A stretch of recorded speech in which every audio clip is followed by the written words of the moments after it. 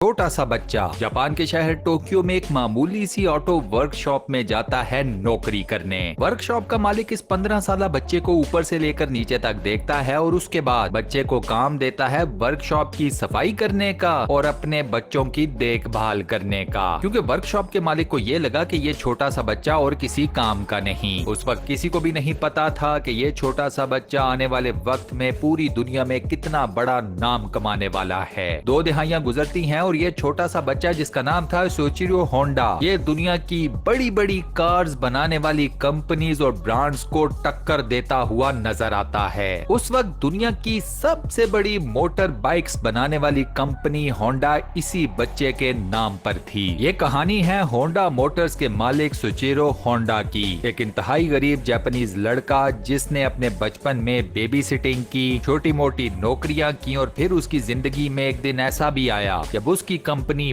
Multi billion dollars brand बन चुकी थी। ये कहानी है Honda the power of dreams की। दोस्तों, ये दिलचस्प कहानी शुरू होती है जापान के एक इंतहाई गरीब इलाके टेनरियो शिजुओका में। साल था 1906। माउंट फिजी के नीचे बसने वाले गेही होंडा और इसकी बीवी मिका होंडा के घर एक बच्चे की पैदाइश होती है। इस बच्चे का नाम रखा जाता है सोचेरो होंडा। सोचेरो अपने माँ बाप की सबसे पहली औलाद थी। सोचेरो का बाप एक लोहार था और इसी के साथ साथ वो कस्बे के लोगों की साइकिल्स को भी मुरम्मत किया करता था। सोचेरो की माँ ऊन धोना करती थी। सोचेरो ने गुर्बत में आंख खोली और यही गुर्बत उसके 5 बहन भाइयों की जिंदगियां भी खा गई। 8 साल की उम्र में सोचेरो ने पहली मर्तबा अपनी जिंदगी में गाड़ी देखी। ये गाड़ी थी फोर्ड मॉडल टी। इस 8 साल के बच्चे को इस एक गाड़ी ने इतना जहनी तौर पर मुतासिर किया कि सोचेरो के बकौल जैसे ही उसने ये गाड़ी देखी तो वो इसके पीछे भागना शुरू हो गया। सोचेरो के मुताबिक उस वक्त उस गाड़ी ने मेरे जहन को इतना कैप्टिवेट कर दिया कि मैं बगैर कुछ सोचे समझे उस गाड़ी के पीछे भागना शुरू हो गया। मुझे ये भी नहीं पता था कि मैं उस गाड़ी के पीछे क्यों भाग रहा हूँ, मगर मैं भाग रहा था। ये वो लम्हा था जब सोचेरो की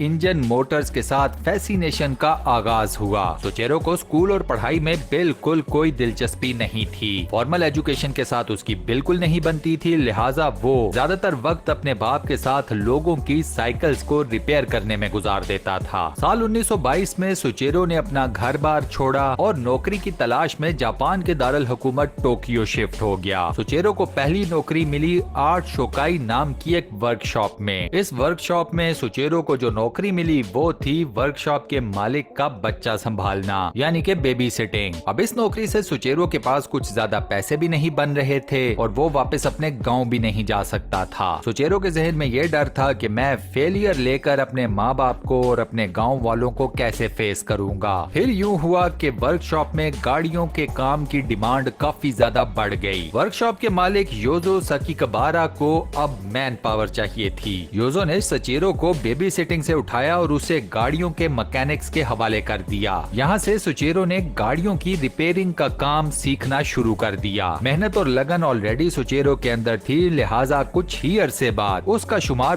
वर्कशॉप के सबसे बेहतरीन किस्म के मैकेनिक्स में होना शुरू हो गया। सोचेरो कंपनी का सबसे ट्रस्टेड एम्प्लॉय क्या बना, योजो की भी नजरें उसके ऊपर आ गईं। योजो ने बिना कोई देर किए सोचेरो को अपनी छत्र छाया में ले लिया। अब योजो ने ना सिर्फ सोचेरो को गाड़ियों की तमाम तर मैकेनिकल एक्सपर्टीज सिखाई, बल्कि उसे कारोबार चलाने के भी तमाम तर हुनर सिखा दिए। अब सोचेरो के पास गाड़ियों से रिलेटेड टेक्निकल एक्सपर्टीज तो थी ही, साथ में उसके हाथ लग गए बिजनेस को चलाने के तमाम तर फॉर्मूले। उन जमानों में पूरी दुनिया में मोटर स्पोर्ट्स का रिवाज काफी ज्यादा आम होना शुरू हो गया। इसी वजह से साल 1923 में सोचेरो की अपनी वर्कशॉप जहां पर वो काम करता था बतौर मैकेनिक, इस वर्कशॉप ने भी रेसिंग कार्स बनाना शुरू कर दी। सोचेरो ने बाकी मैकेनिक्स के साथ मिलकर अपनी वर्कशॉप में एक स्पोर्ट्स कार तैयार की। इस रेसिंग कार का नाम था द कर्टिस। इस कार ने 1924 में जापानीज मोटर कार चैंपियनशिप में हिस्सा लिया। सबसे हैरत अंगेज बात यह है कि द कर्टिस ने ये चैंपियनशिप जीत ली। उस वक्त सोचेरो की उम्र सिर्फ 17 साल थी।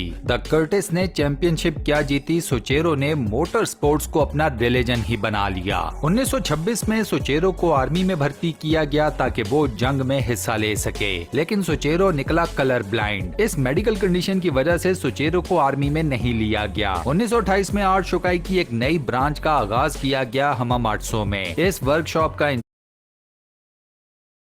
Colour blind. इस मेडिकल कंडीशन की वजह से सुचेरो को आर्मी में नहीं लिया गया। 1928 में आर्ट शोकाई की एक नई ब्रांच का आगाज किया गया हमामाट्सु में। इस वर्कशॉप का इंचार्ज बनाया गया सुचेरो को। शुरू में ये वर्कशॉप बिल्कुल नहीं चली क्योंकि लोग अपनी मोटर कार्स को एक ऐसे लड़के के हवाले नहीं करना चाहते थे कि जो बेहद जवान है और जिसके बारे में इन लोगों का ख्याल ये था कि इसे शायद ज्यादा चीजों का नहीं पता। काम ना होने के बावजूद सुचेरो ने हार नहीं मानी। ये अपने काम में लगा रहा। इसे जो भी छोटा मोटा काम मिलता ये उसे पूरी ईमानदारी, दयानत और लगन के साथ करता। इसका सिला सुचेरो को ये मिला कि 2 साल के अंदर अंदर इसकी वर्कशॉप पर काफी ज्यादा काम आना शुरू हो गया। ये वर्कशॉप जब स्टार्ट हुई तो यहाँ पर सिर्फ एक शख्स था जिसका नाम था सुचेरो और 2 साल के अंदर अंदर इस वर्कशॉप के अमले की टोटल तादाद हो गई 30। वर्कशॉप के ऊपर काम इतना ज्यादा बढ़ गया कि ये लोग दिन रात काम करने के ऊपर मजबूर हो गए। सुचेरो को वर्कशॉप के कारोबारी मामलात को संभालने के लिए अपनी बीवी तक को कारोबार में इन्वॉल्व करना पड़ गया।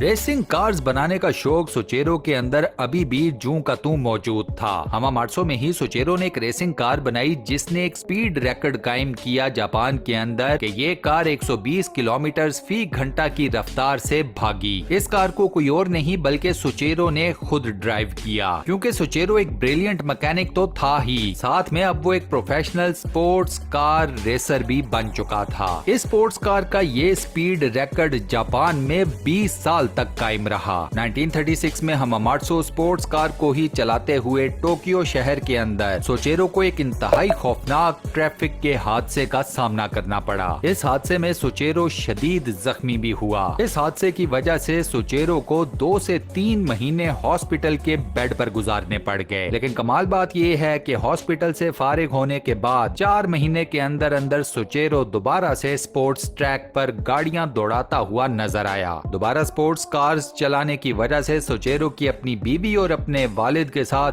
काफी शदीद किस्म की झड़प भी हुई। ये फैमिली क्लैश इतनी ज्यादा शिद्दत इख्तियार कर गया कि सुचेरो को स्पोर्ट्स कार चलाने से हमेशा हमेशा के लिए माजरत करनी पड़ गई। 1936 में सुचेरो होंडा गाड़ियों की रिपेयरिंग करके बोर हो चुका था। अब वो इस काम से आगे जाना चाहता था। अब वो खुद से गाड़ियों के स्पेयर पार्ट्स बनाना चाहता था। होंडा ने आर्ट शोकाई हमामाट्सु ब्रांच के शेयर होल्डर्स को एक प्रपोजल दिया। ये प्रपोजल था कि इस कंपनी को एक अलग सी कंपनी के नाम से रजिस्टर कराया जाए और इस नई कंपनी के अंडर गाड़ियों के स्पेयर पार्ट्स को बनाया जाए। कंपनी के शेयर होल्डर्स ने होंडा की इस सजेशन को रिजेक्ट कर दिया। इन लोगों ने यही सोचा कि जब रिपेयरिंग की वजह से वर्कशॉप में अच्छा खासा काम आ रहा है, अच्छे खासे पैसे बन रहे हैं, तो क्या जरूरत है एक नया वेंचर करने की, एक नया गैम्बल लेने की। इन लोगों ने जब होंडा का प्रपोजल रिजेक्ट किया तो होंडा ने अपनी नई कंपनी बना डाली। इस कंपनी का नाम था टोकाई सेकी हैवी इंडस्ट्री। होंडा ने इस कंपनी के अंदर बनाने शुरू किए गाड़ियों के पिस्टन रिंग्स। होंडा ने अपने करीबी साथी शिचिरू काटो को अपनी इस कंपनी का प्रेसिडेंट बना दिया। होंडा और काटो ने अपनी इस नई कंपनी को बिल्डअप करने के लिए दिन रात एक कर दिए। होंडा दिन के टाइम आर्ट शोकाई हमामाट्सु ब्रांच के अंदर काम किया करता था, जबकि रात को ये अपनी कंपनी के अंदर जाकर पिस्टन रिंग्स को बनाया करता था। अपने नए प्रोजेक्ट में होंडा को इनिशियली कोई कामयाबी या ब्रेक थ्रू नहीं मिला। इनफैक्ट दिन रात काम करने की वजह से होंडा का काफी ज्यादा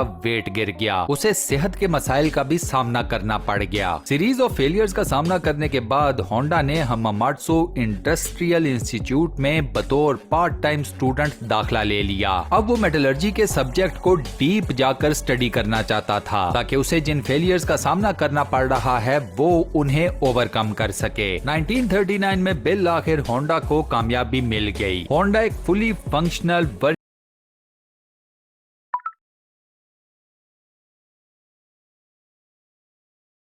बनाने में काम कर रहा है। वो